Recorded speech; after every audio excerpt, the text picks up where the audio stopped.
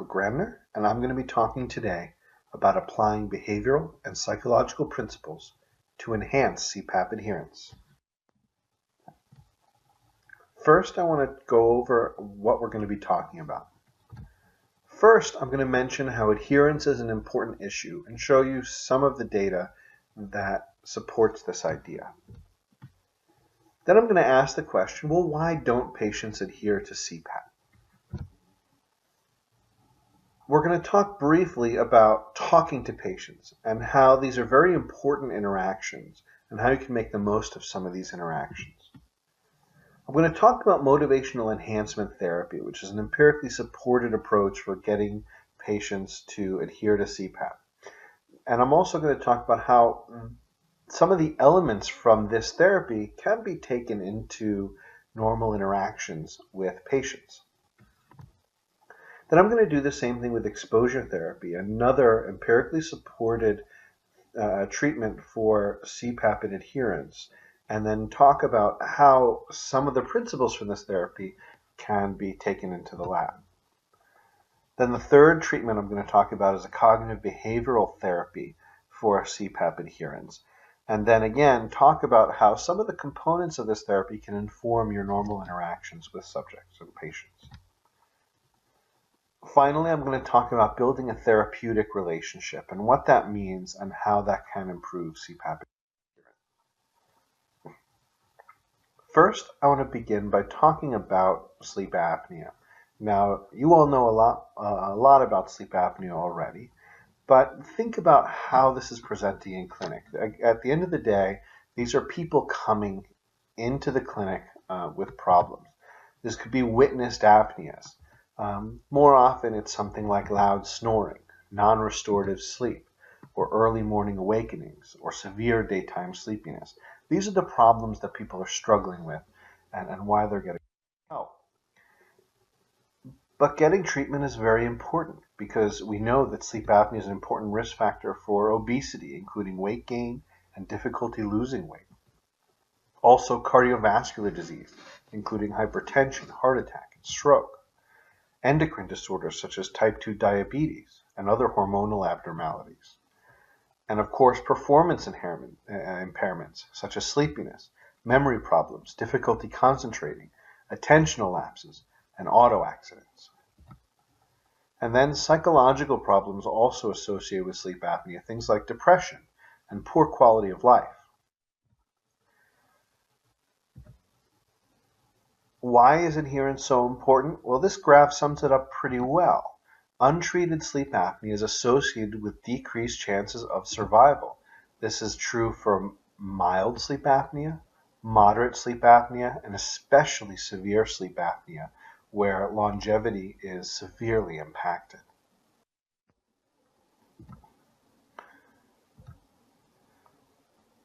And daytime impairments get better when you use CPAP. So here is a study that showed that among CPAP users with sleep apnea, the more they used their CPAP, the better they did. You can show how many people were restored to baseline functioning on MSLT, the Functional Outcomes of Sleep Questionnaire, and Epworth Sleepiness Scale. So the more use of the CPAP, the better they got in terms of subjective sleepiness, subjective functioning, and objective sleepiness. But it's really important to note that CPAP compliance early on predicts compliance later. So we need to intervene as early as possible. So here's a study that looked at CPAP use at day 7 compared again to day 30. And those that used CPAP more than 4 hours each night at day 7 were a lot more likely to be compliant after 30 days. So early interventions are critical. So here's the data. You can see those who used more than 4 hours versus those who used less than 4 hours, and what proportion of those were compliant after a month. And there's other data showing that a month use at 1 month predicts use at 6 months, and so on. So it's very important to intervene within that first week if you even can. So what's the problem? We know CPAP works. We say it works. We show them it works. We reward them for using it. They feel better when they use it, but still they don't use it. Why? Why wouldn't they use it? Well, the answer, I think, is summed up in this cartoon. Now, if you can't see the words in the cartoon, let me blow them up here. It says, ever since the doctor gave him that machine to help with his sleep apnea, he never cuddled anymore. And I think, humor aside, I think this cartoon really points out something very important. Actually, a few things. First of all, it shows that one of the reasons that people don't use their CPAP is because it impacts their real life. It could get in the way of their relationship. It could make them feel like they're strapped to some intense machine. There are all kinds of things that are separate from whether or not the treatment works and how we reward them for using it and how they feel when they use it. It impacts their daily life potentially in a negative way, and that's what we need to understand. So behavioral sleep medicine approaches. There are ways of addressing this issue. Getting someone to make a long-term change in their behavior that's important for their health is complicated. The typical approach to this is education, just explaining people how the treatment works, why it works, why using CPAP is important, and trying to get them motivated to do it. The thinking is, if they understand why it's important, they're going to do it. So the problem is, if they don't follow your instructions, either they didn't hear you, so maybe you just need to repeat it and say it louder. Or, well, they're not motivated enough, so they're not worth the effort. Or maybe they're just too stupid, and maybe if I say it simpler, they might understand why using CPAP is important and sleep apnea is bad for you. Well, it doesn't quite work that way. Behavior change is a lot more complicated. Think about it in terms of smoking. For a long time, the way to get people to stop smoking was just telling people that smoking's bad for you. And no, it's really bad for you. Let me show you how bad for you it is. Let me convince you that it's bad for you. But surprise, surprise, it didn't mean that everyone stopped smoking overnight. If you ask people who smoke, do you know that it's bad for you? Yes, they know it's bad for them. That's not the point. The point isn't that they don't understand. The point isn't that they're not motivated. But changing healthy behavior is way more complicated than that. So there are several ways to think about behavior change. And this talk is going to focus on a few of those. We're going to talk about 3 behavioral interventions that work to increase CPAP adherence. One is motivational enhancement therapy. One is exposure therapy. And the other is cognitive behavioral therapy. But first, we're going to take a look at the realities of the lab to highlight when these approaches are needed. If you ask patients why they don't use CPAP, there's all kinds of things that they'll say. For example, they're going to talk a lot about real-world fears and problems. So how often have you heard things like, I can't breathe when I'm wearing it, so I don't like it. It feels weird. Well, also, it's no big deal because the doctor didn't tell me about it. You're not a doctor, his assistant did. These are things that we hear a lot. More examples, things like, well, what happens if there's a blackout? Well, I feel like I'm suffocating or drowning when I'm wearing it. Well, I've heard horror stories from other people. I travel a lot and it'll make this very difficult. It's too tough to work it into my routine. I'm going to drown in this thing. It's too loud. I'm not going to get to sleep with that. I don't like anything on my face. I'm afraid I'm going to die. How often have you heard these when you've asked?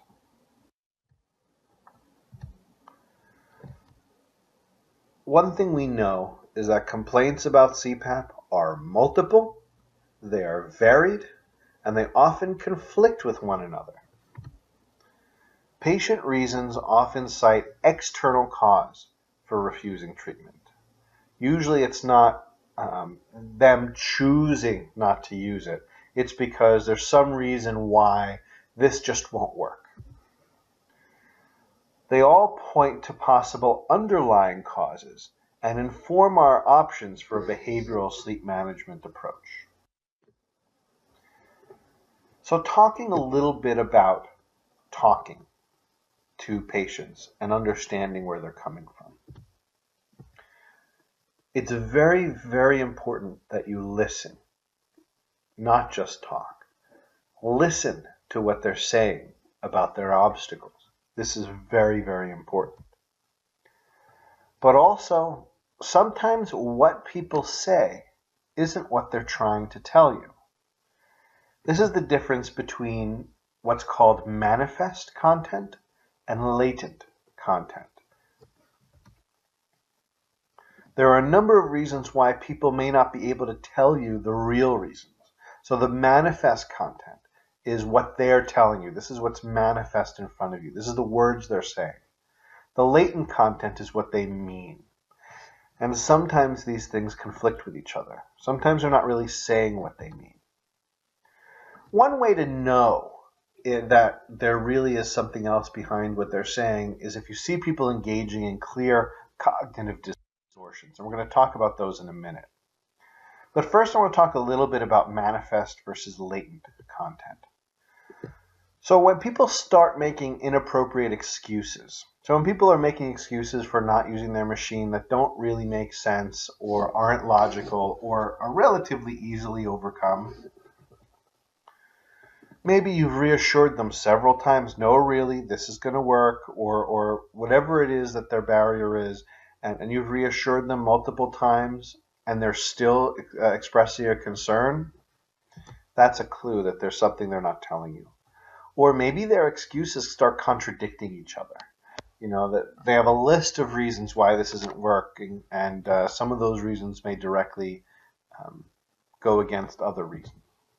I mean, if they seem to be on a mission to find a reason not to use CPAP, if any excuse they give and you have an answer, they have a new excuse, and then you have another answer. Then they have a new excuse, and then you have another answer. If they just keep looking for reasons to reject it, maybe they're not telling you the real reason.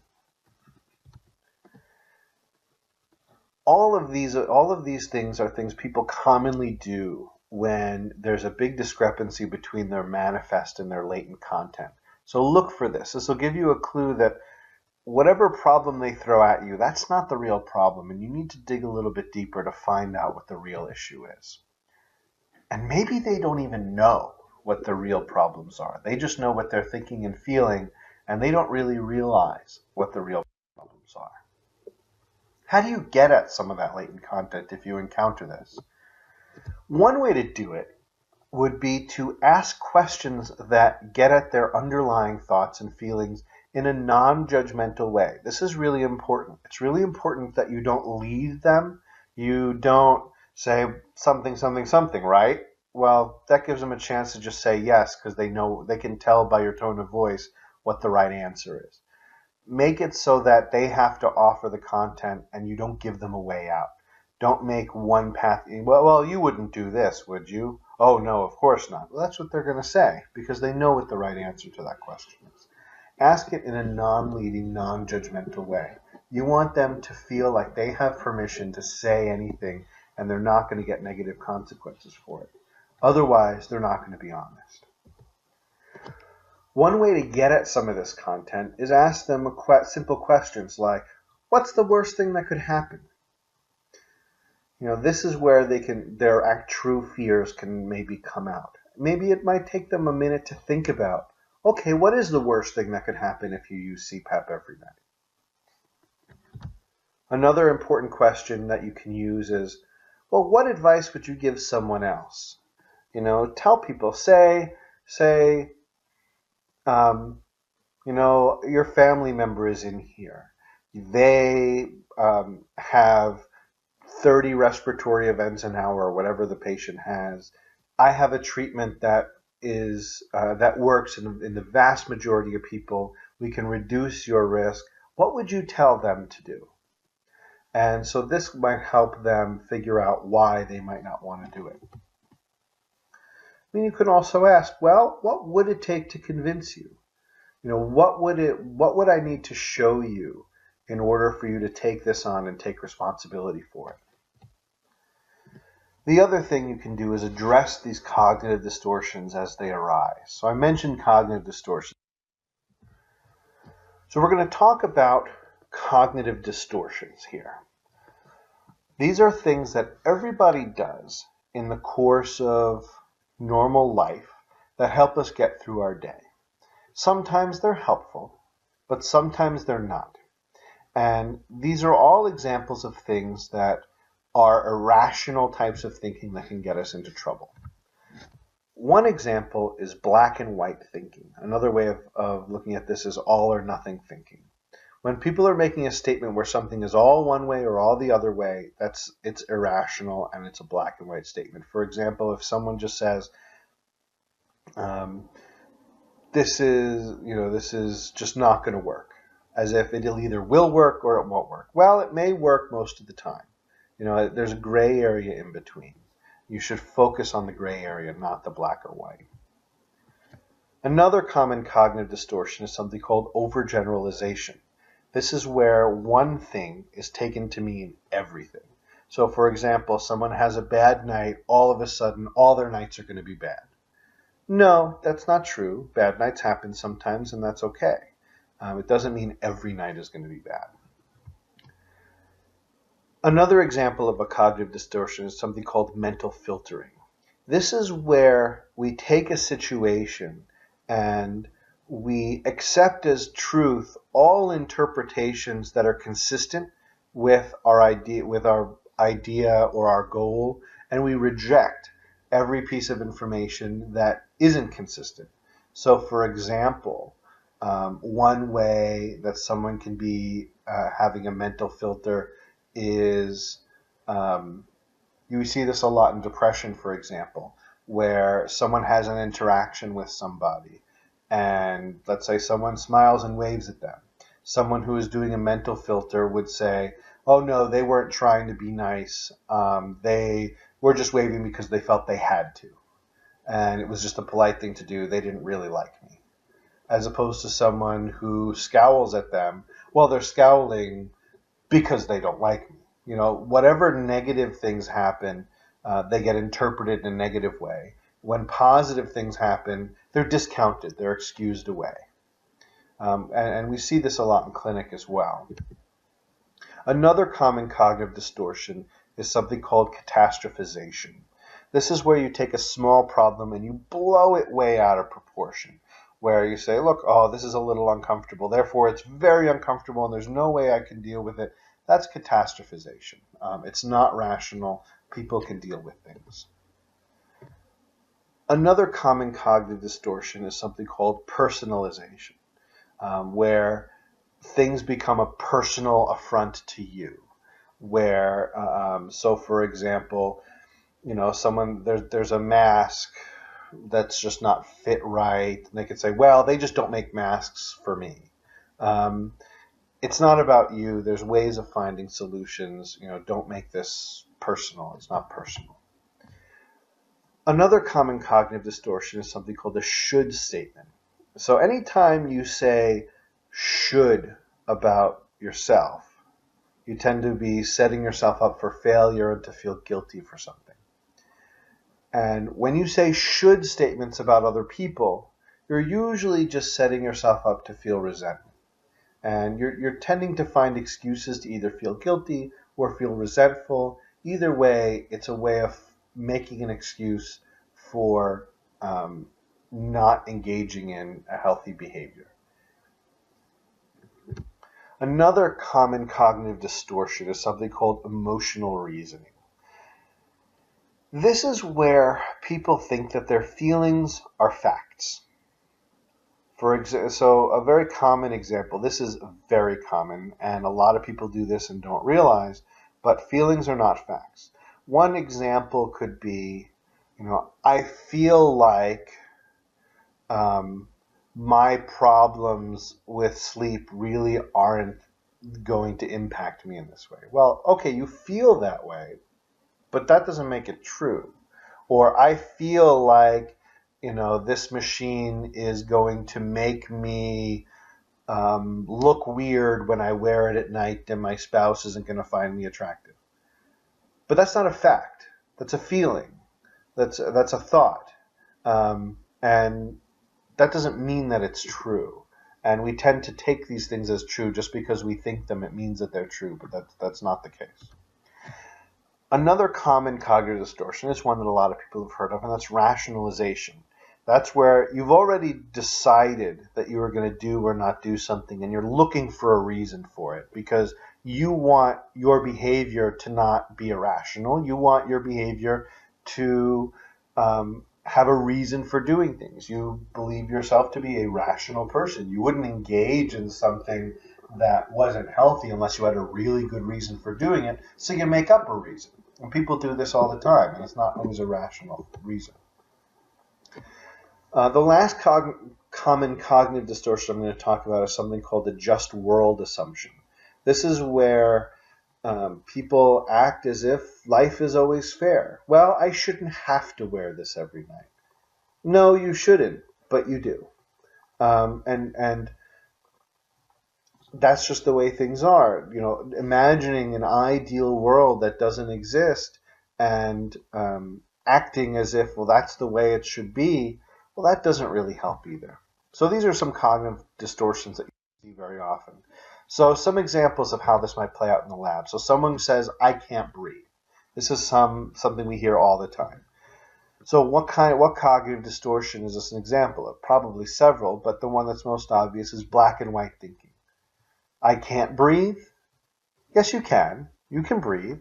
Maybe you're not breathing quite as comfortably as you would without it, but it's not black and white. It's not you're either breathing or you're not breathing. You're breathing a little bit differently. So you can say something like, well, it might be more difficult to breathe out, but we can practice and you'll get better at it. Another example, something like, it's too loud. I won't be able to sleep. Well, this is catastrophization, clearly. This is somebody taking a small problem and turning it into a big problem. It's really not that loud. Well, maybe you'll sleep better during the night if you're wearing it, and it won't matter how loud it is. Or maybe you are sleeping worse, but it'll probably only be a few extra minutes that you're losing. And if it really is worse, we can work on that. These are all solvable problems. It's not a small problem blown into something that's unsolvable. Another common thing we hear is, I've heard horror stories from other people. This is a combination of overgeneralization and mental filter. So overgeneralization, well, they've heard a couple of negative things from a couple of people, therefore all experiences must be bad. That's one. And it's mental filter because they're only picking out the negative things. They're selectively cherry picking the negative comments and using those to make a decision. But the truth is, just whatever experiences anyone else has had doesn't mean you're going to have the same result. And you rarely hear about all the millions of times it does work. And so, you're being biased by what you're hearing. And then this statement of, well, it's no big deal because, you're a sleep tech, you're not the doctor, you can't really push this for me to do. Well, this is rationalization. You tell them, your doctor prescribed this test, your doctor prescribed the treatment, and it's important. What about when people say, I'm afraid that I'm going to die? Well, again, catastrophization and also emotional reasoning. You might feel that way. You might be afraid that might be something that happens when you wear this because your breathing patterns are different or something, but that doesn't mean it's true. Nobody has died from CPAP. It'll actually improve your health in the long run and keep you from dying sooner. So these are all different ways that you can engage with patients and talk with them and help understand what's going on with them and maybe help remove some barriers. So now shifting gears, talking about some of the established treatments for CPAP adherence and what we can do about them. So first is motivational enhancement, which was developed by Aloya and colleagues based on a process called motivational interviewing, which is a type of therapy, which was developed by Miller and Rolnick in 1991 and republished again in 2002. The goal of motivational enhancement is to increase the importance of change, but not directly advocating for change. So this therapy was developed around substance users. We're trying to get people to, for example, quit drinking, but not necessarily telling them to quit drinking, but help them develop the motivation internally for change. It's very key here that you keep a neutral stance, where whether they engage in the behavior or not is not so much your agenda. Your agenda is to get them thinking about change, not necessarily pushing them too hard. And the way to do this, the way to get them to change behavior is to build a discrepancy between their behavior and their values. So for example, if someone, values spending time with their family and being able to provide for their family, for example, you can say, okay, how is not using your CPAP helping you better be there for your family? Or would using CPAP actually be consistent with your values by keeping yourself healthier and having better interactions with your family? So what does the therapy look like? This would be, as it would be conducted by a psychologist or someone else trained in this. Just to give you a picture of what it looks like, in the first session, you assess their motivation, including rating their reasons, rating their motivation on a scale, and then talking for the reasons why they rated things in that way. Then you provide some education where they learn about sleep apnea, watch a video. Then you ask them how the video relates to them and make this personal as much as possible. Then you review their diagnostic study with them and you review their symptoms. Ask them things like, well, what led you to seek treatment? Help identify what's important to them. Weigh how important those symptoms are to them personally. Well, maybe they don't really care. Well, that's very important to know. Then show them that mortality figure. They do this in the therapy. They say, look, this is what happens with untreated apnea. And when people see that, it usually opens their eyes a bit. And talk with them about what some long-term consequences of their sleep apnea might be. Then review their titration study and show what happened once they were using CPAP. All those respiratory events that you saw that we talked about that are associated with risk, look how they went away. Then you negotiate a plan with them. And it's important to set specific, achievable goals based on their level of readiness and their confidence. In the second session, you do a number of things. You assess their values.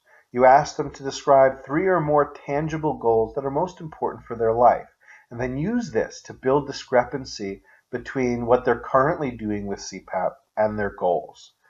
Ask them how CPAP may help address those goals, and highlight the discrepancy between current sleep apnea and their life goals. Then you do something called the decisional balance exercise. Decisional balance is sort of a fancy way of saying pros and cons. So look at the pros and cons of using CPAP. There are cons of using CPAP, and that's important that you admit. And also, what are the pros and cons of not using CPAP? There are going to be pros of not using CPAP. Highlight their ambivalence. Highlight that there are pros of using and there are cons of not using CPAP. And normalize this as a part of the process. Then review their feedback on their reaction time test. Show them how they were pre-treatment and what they are and how they're doing after treatment. And compare this to how reaction times would be like on alcohol to really help make this point with them. And talk about the benefits of CPAP for health and for functioning. Ask them, give them a whole list of all the different things that CPAP can help with, and have them identify which ones are actually relevant to them and focus on those. Then talk the same thing about the cognitive benefits of CPAP. Show them graphs showing improvements in reaction time. Then go back and reassess their motivation and their confidence to implement their behavior. Ask about their ratings. Ask why their ratings aren't lower and what's needed to get those ratings higher, and have them think about that. Explore and identify barriers and renegotiate that plan from session 1. Include the barriers and the strategies you came up with in session 2, and encourage them to notice even subtle changes. And you wrap up with summaries of their concerns, their barriers, potential benefits, their motivation and their confidence, and the specific steps you've laid out. Then you schedule. So what are some ways you can use this in a practical setting? So first of all, whenever you sense ambivalence, you can use this technique, especially by focusing on the pros and cons of both options and help get them thinking about those. Recognize that time is short. Sometimes you can do this in the context of a PAP-NAP sort of study. And sometimes it's even more restrictive with someone who's CPAP naive or with an evening titration. And there may be limits to the sort of medical information you can share, because remember the therapy had them sharing some of their stuff. You might not be able to do that, but you can focus on what's important to them and maybe talk about how using CPAP might be consistent with their goals and their values. So what's something you can do in the context of a normal visit? Something like assess your motivation using a rating scale. On a scale of 1 to 10, how motivated are you to use CPAP?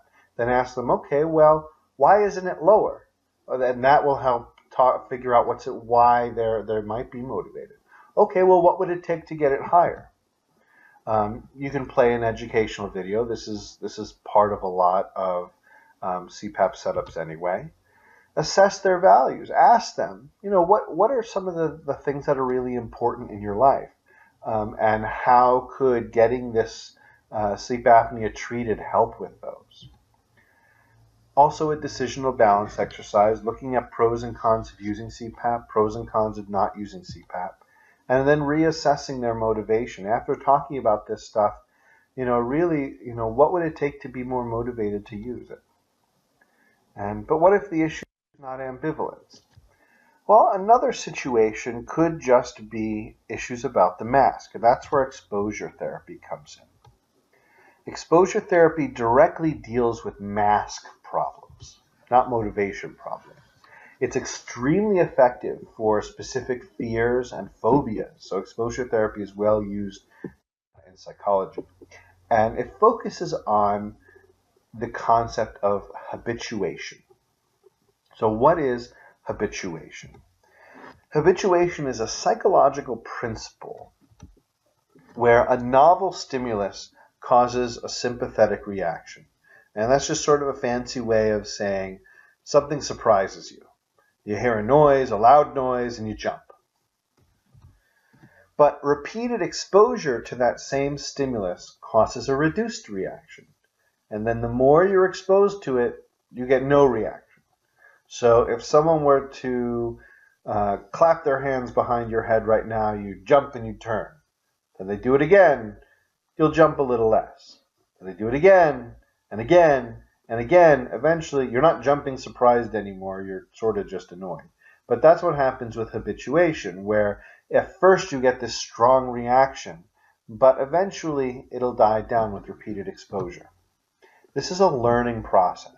This involves your brain learning how to deal with a certain stimulus. It's also called desensitization. So when you're sensitized to something, repeated exposure to it helps you be a little less sensitive to it. Exposure therapy specifically deals with claustrophobia. Remember, this is good for phobias. Well, this is the phobia that we're dealing with here, and that's claustrophobia. This is a fear of enclosed spaces. What it really is, though, is the fear of being unable to escape. That's the fear that people tend to have in these situations. It's not the fear of being enclosed, it's the fear of being unable to escape. And it's very important to note that this phobia is irrational. Their fears are not realistic. Sometimes it's very rational to be afraid that you're not going to be able to escape from somewhere. But CPAP is not one of those times that it's ever rational. You can always take a mask off.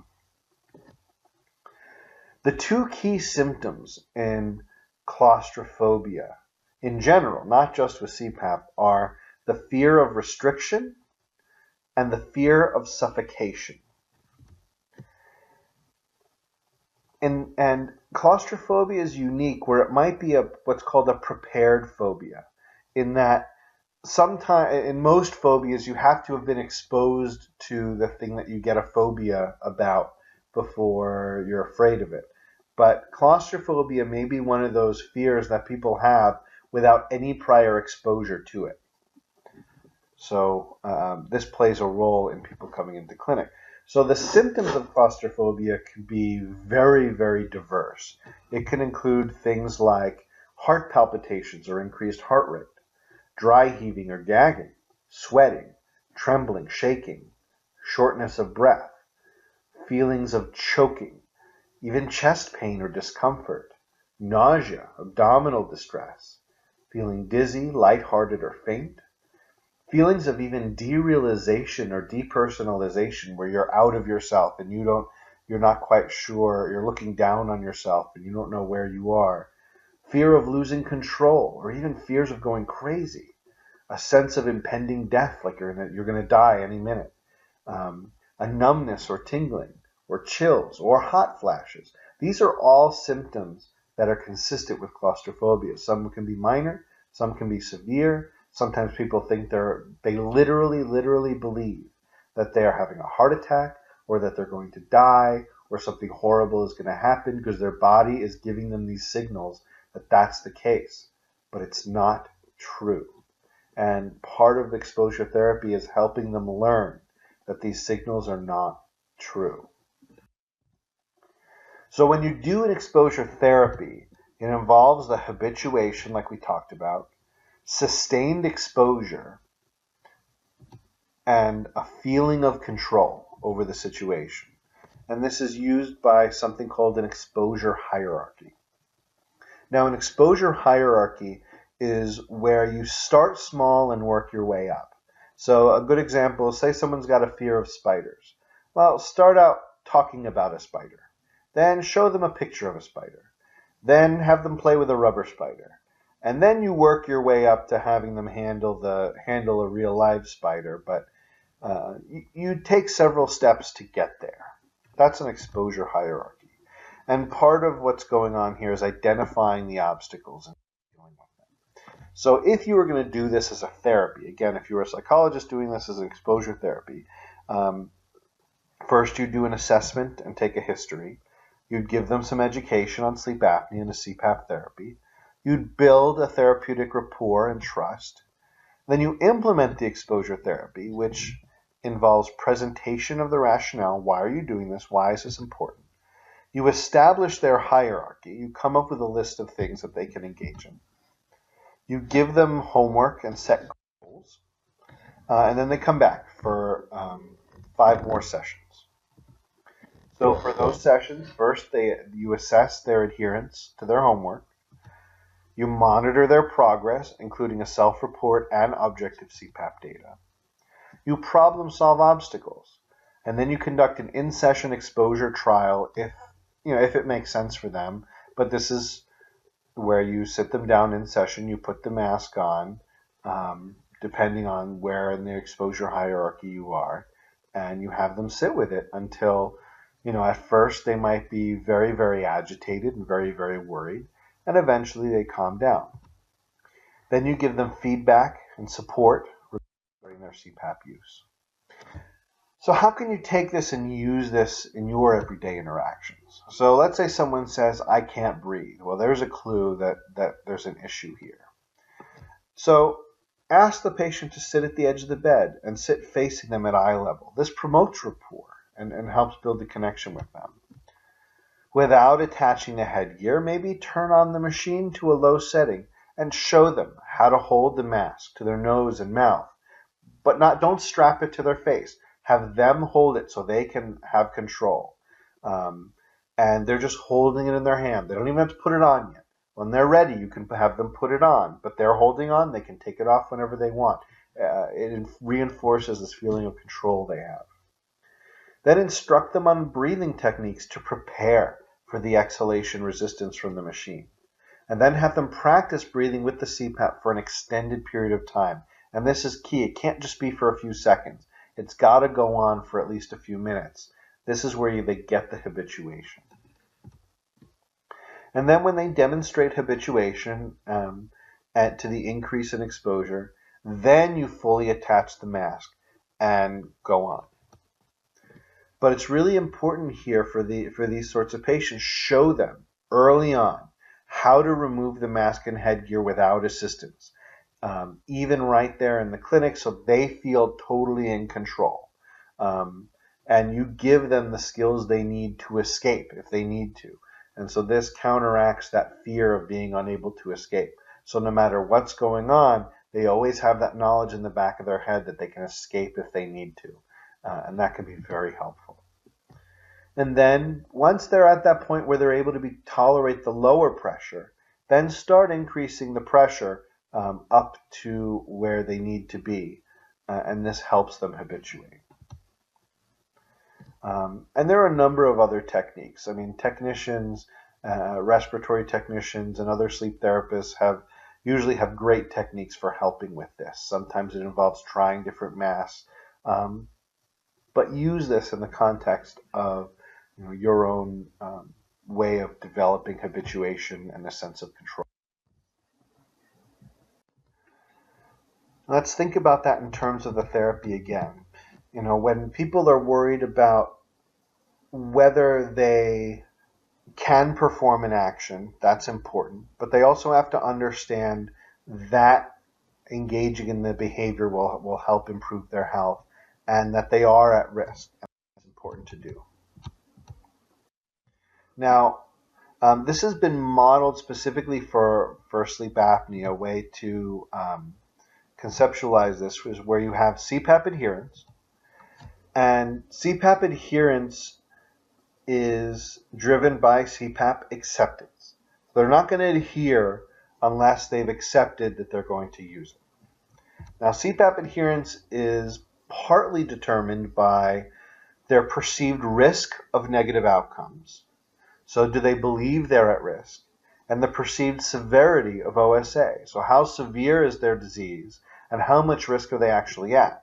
And that interacts with the perceived barriers to actually engaging in the behavior and the perceived benefits. What's the good that will come out of it? And that's the outcome expectancy. So the perceived risks, the perceived barriers, the perceived benefits work together to develop that acceptance. And adherence will reinforce these predictors. So the more they adhere, it will cycle back and improve acceptance and adherence. An important element here in the health belief model is a cue to action. So part of a cue to action, these are reminders. This is just a simple way of saying reminders. Things that remind you to take that action will reinforce acceptance. Also, self-efficacy. I mentioned self-efficacy before. This is your confidence in your abilities to actually engage in the behavior. So adhering improves self-efficacy. And self-efficacy is key for overcoming the barriers and seeing the positive results of benefits. And the last component here are the biomedical indices of in the patient and of disease severity themselves, and psychological variables such as their own depression, anxiety, and stress. These are things that are external to the sleep apnea to some degree. They're external, at least to people's beliefs, but they can influence this relationship. But the take-home message here is that according to the health belief model, adherence is going to be driven by people's belief that they are at risk, that risk can be averted, that they can avert that risk by engaging in a behavior, and that behavior is something that they are actually confident that they can do, and that they have reminders to do it. So practically, you can help people understand how avoiding CPAP is health compromising. And we do this pretty well anyway. We can also help them see that CPAP use is health promoting. It's not just that sleep apnea is bad for you, it's that CPAP can help. And then also deal with their barriers. These are key, and boost the perception of benefits. And leverage cues to action when you can. I mean, you can help people develop reminders for using it. And increase their level of self-efficacy. Help them feel confident that this is something that they can do, they can take charge of, and they can make it work. If they feel that they can make it work, they can do this, especially in the context of the other beliefs. But even if they believe they're at risk, and even if they believe that CPAP works, if they don't feel that they can make CPAP work in their life, they're not going to engage in the behavior. They have to feel confident in their ability to actually do it. You can boost their confidence. You can talk about a parallel example of how they've overcome an obstacle. Ask them to come up with something that they didn't think that they were able to do, but they were able to do it. See, you can engage in something that you didn't at first think you could do. Help them come up with reminders and cues that will help them engage in the behavior and overcome some of these barriers. Okay, moving on from the health belief model to the theory of reasoned action that also underlies the cognitive behavioral therapy. People think about actions before they pursue them, and this is called a behavioral intention. So the theory of reasoned action is that people develop a behavioral intention, and that's what leads to the action. So this was developed in the late 70s and published in 1980. So behavioral intentions are influenced by attitudes, and the attitudes are beliefs weighed by evaluations of those beliefs. And behavioral intentions are also influenced by subjective norms. This is what you think everybody else is doing and what everyone else believes.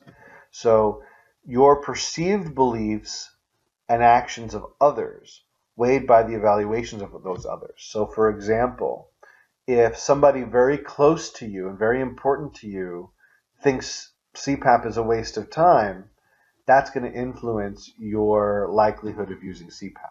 Versus if someone very close to you and important to you believes very strongly that you need to do this, that will change your behavior in another way. So some practical applications.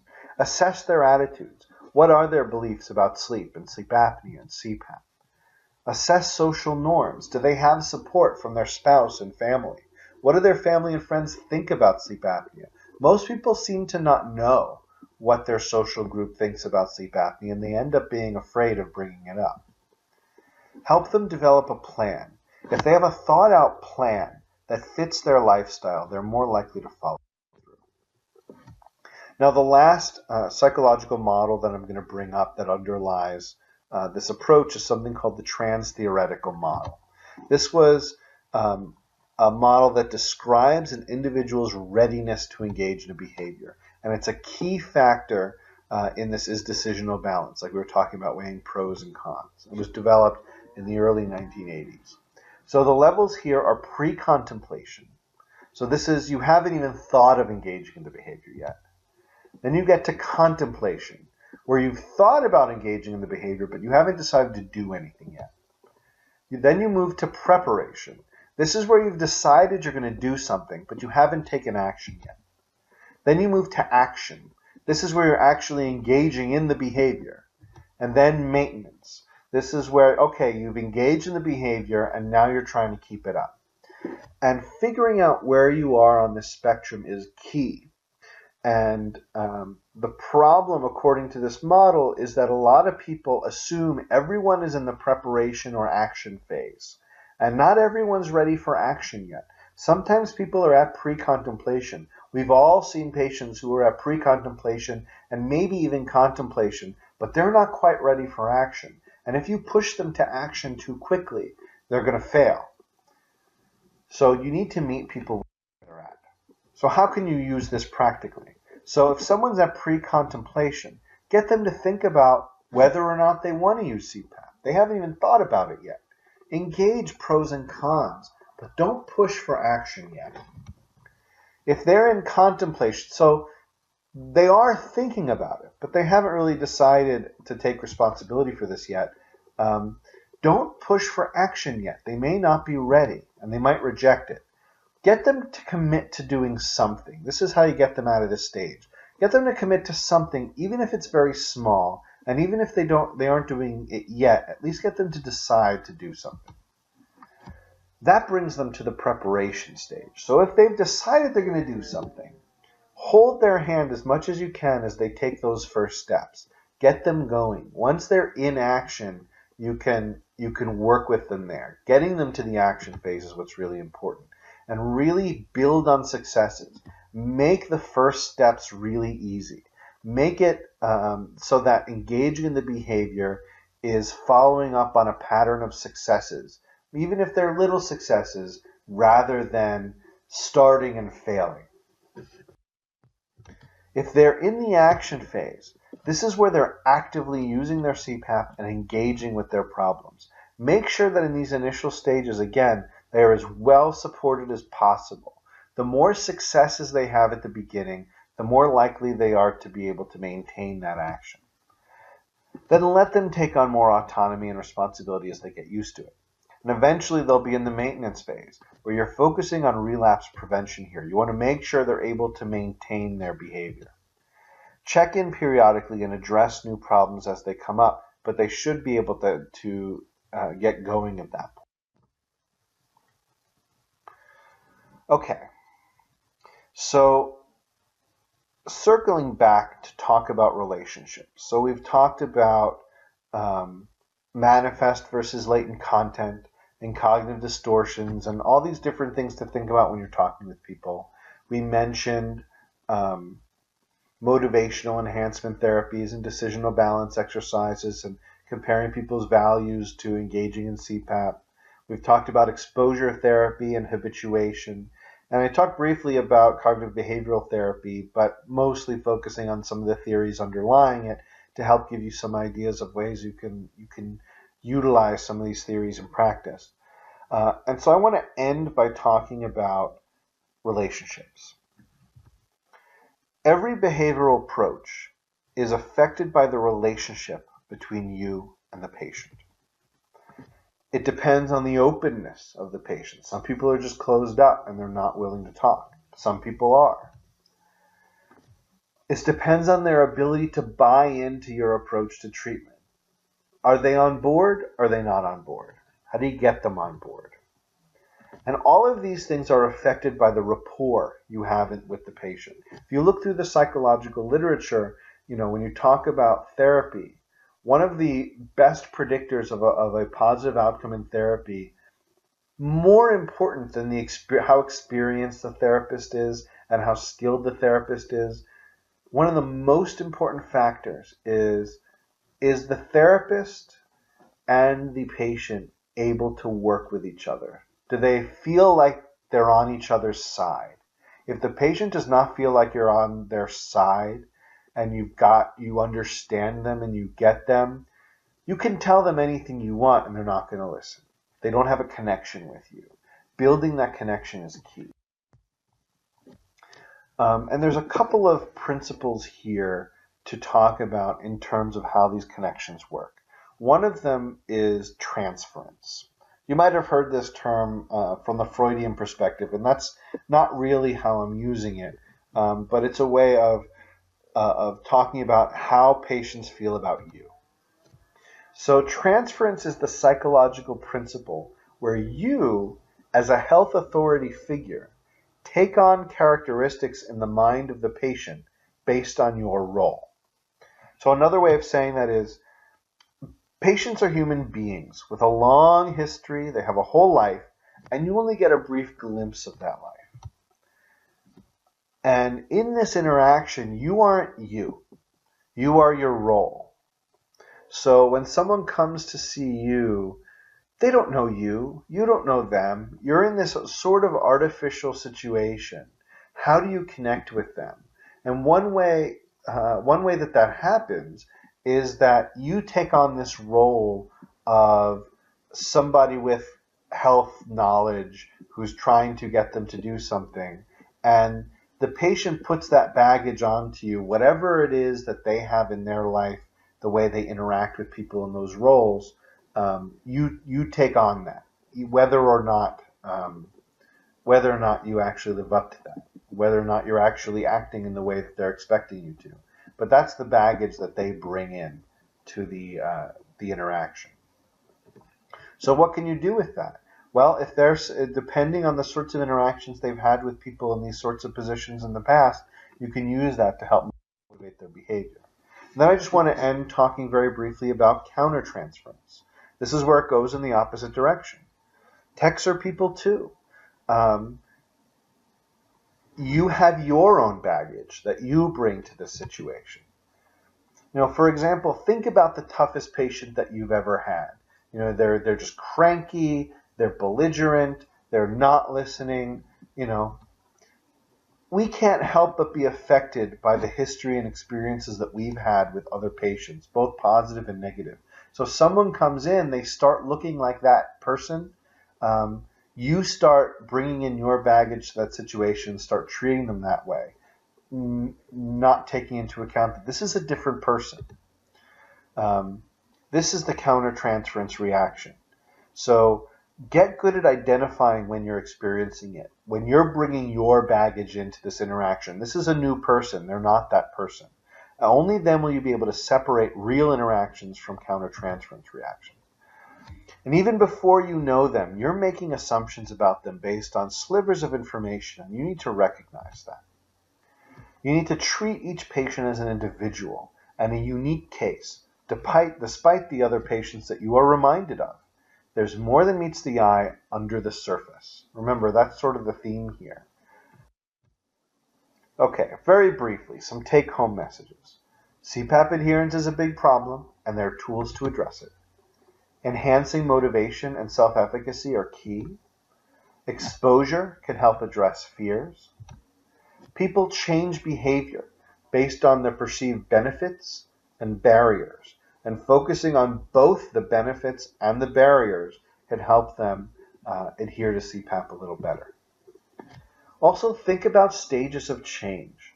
If somebody is not ready to engage in an action, don't push too hard. Maybe the most success you will have is take them from pre-contemplation to contemplation. Just move them one step up the ladder. You've done good work. If you try and push too hard, it'll just set them up to fail, and that's not what you want. So think about where they are in those stages of change. You can take some of these ideas back to your lab. Think about your role as an agent of change and the relationship that you have with each patient as an individual. Be an expert on clinical sleep, but also be an expert listener. Help them understand where their issues are and what they're trying to communicate to you and what they're thinking and feeling. Listen for manifest versus latent fear content from patients. Sometimes people are willing to tell you some things that they're afraid of that they think are acceptable to tell you, but they aren't telling you some of the real things that they're worried about. Help them feel comfortable and give them permission to open up. Pick the best tool or strategy to address the barrier to PAP adherence and facilitate progress to the next stage. You don't need to go all the way. Take it one step at a time, and you might be successful. It's really about helping your patient take that next step. So thank you very much. If you have any questions, feel free to email me. I want to give a special thanks to Matt Anastasi, who helped put some of this together. I also want to thank some of the other people that I work with at Penn and to the ASBA for hosting this webinar. Thank you very much.